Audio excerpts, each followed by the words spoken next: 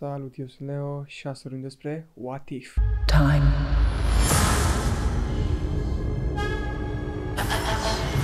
Reality.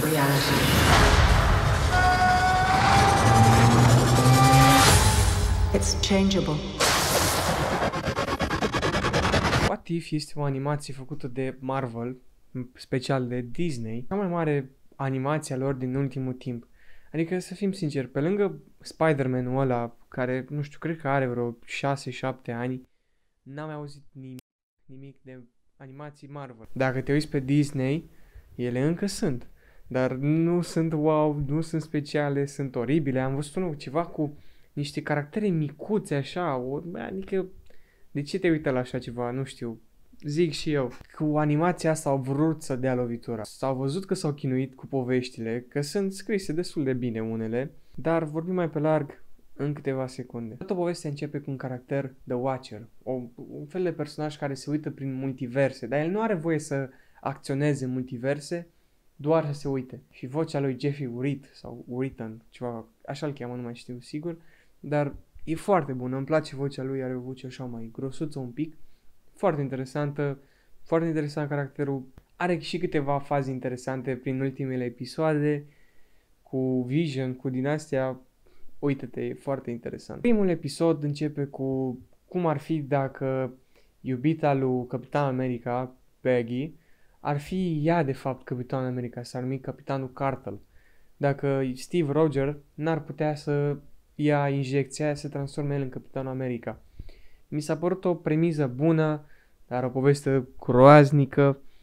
Au schimbat toată faza că el a fost înghețat pentru anii viitori, nu știu ce, și au făcut-o pe ea ca și cum ar fi fost înghițită de niște monștri, ceva în alt univers, și apare mai târziu. Faza e că au mai băgat o chestie, ca să zici că nu, e aceeași poveste, doar că au schimbat o chestie mică și cu un alt caracter.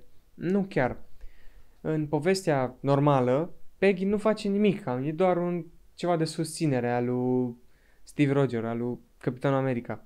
Numai că aici, în primul rând că ea nu este Capitanul America, este Capitanul Angliei sau a Britaniei, nu știu cum, nu mai țin minte sincer ceva pe...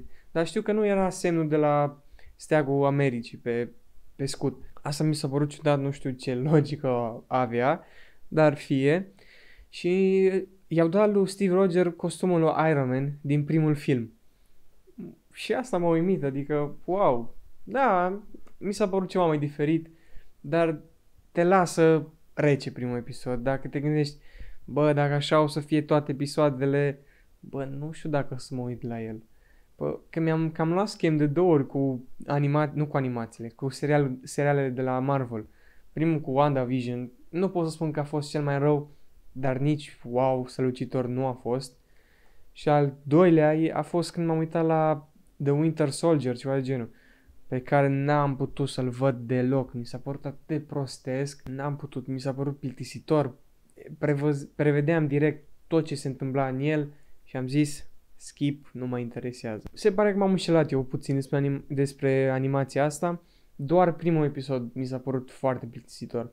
În rest, povești bune. Mi-a plăcut cea cu Guardians of the Galaxy, în care Star-Lord e caracterul lui Black Panther și da, actorul care l-a jucat pe Black Panther i-a făcut și vocea, RIP, vreau să spun, mi-a plăcut mult de actor, mi-a plăcut mult personajul lui ce l-a făcut și vocea lui e extrem de faină, are un timbru și îi se potrivește perfect caracterul și aici din nou îi se potrivește perfect.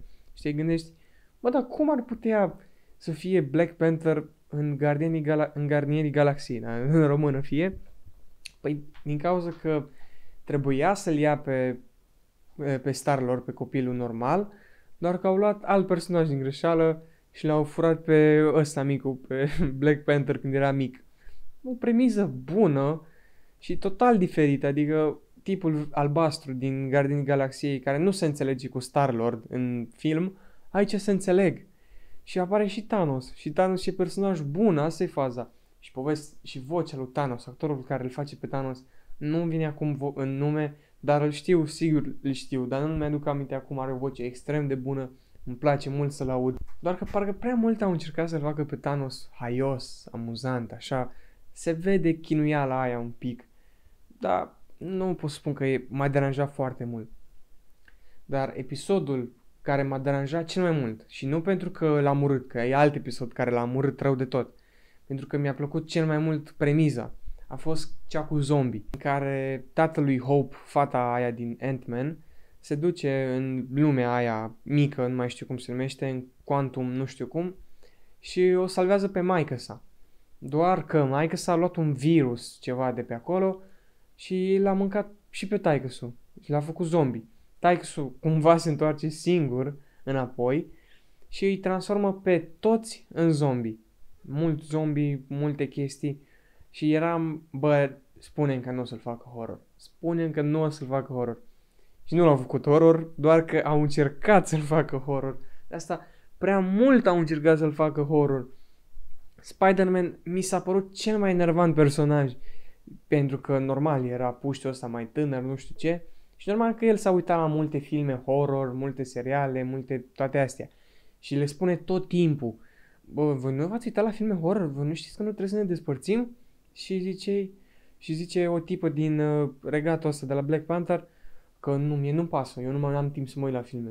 Și se întâmplă, normal că se întâmplă ca în filme, să moară cineva, să se întâmple ceva rău. E clișeic rău de tot. Adică chestiile astea cele mai văzute în Scooby-Doo. Deci cam așa erau, un fel de poveste a lui Scooby-Doo cu zombie. Cum am zis, îmi plac poveștile cu zombie și mi-a plăcut premiza și chestia asta cu zombie, supereroi, cum toți zombie sunt făcuți așa, supereroi sau la un moment dat vin și niște extraterestri care vor să ia lumea.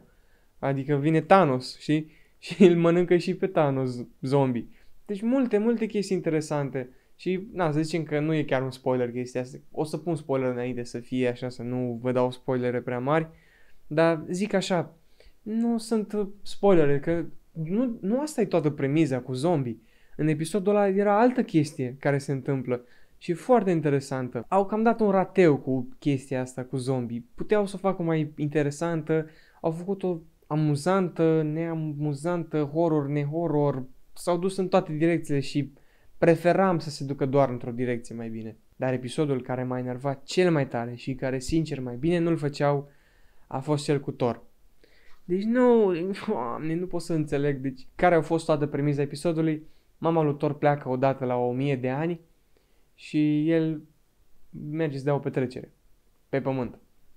Asta e toată premiza episodului, deci nu se întâmplă nimic interesant.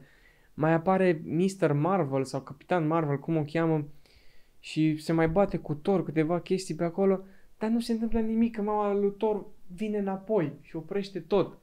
Și nu pot să nu mă abțin să nu dau spoilere, pentru că e cel mai prost episod, poți să te lipsești de episodul ăsta. Și bine, să zicem că se mai întâmplă chestii micuțe, care dacă te-ai uitat în primul film cu Thor, știi direct ce se întâmplă, nici nu-ți pasă din poveste. Și cu Loki sunt câteva chestii pe acolo, dar cum am spus, povestea e extrem de proastă. Nu-i văd rostul, cel mai de umplutură episod. În rest, personajele au fost bune, Doctor Strange extrem de bun, vocile foarte bune, multe caractere și-au păstrat vocea. M-am mirat că nu a fost un episod bazat pe Iron Man. Adică a fost unul, dar nu era el în personaj principal, a fost Michael B. Jordan, care are un caracter în Black Panther. Și n-a fost un episod bazat pe Iron Man. Și mi-a plăcut foarte mult. Și cred că dacă actorul care îl făcea pe Iron Man nu ar fi plecat din Disney, pun pariu că ar fi avut un episod cel puțin bazat pe Iron Man. Și sincer, mă bucur că n-au făcut asta, că s-au îndepărtat de Iron Man. Așa un pic să spun și despre animație, nu pot să zic că mi-a plăcut animația prea mult. Uneori are detalii bune, totul frumos, dar alteori nu prea mi-a plăcut. Semăna foarte mult cu animația din jocurile din The Walking Dead, care jocurile alea nu sunt atât de rele în animație, dar aici sunt mai puține detalii decât acolo. Dacă ar fi să-i dau o notă, i-aș da un 8, 8,50. Se putea mai bine, dar nu e foarte rea animația, nu e foarte rea povestea. Eu am fost Leo, ne vedem data viitoare. Salut!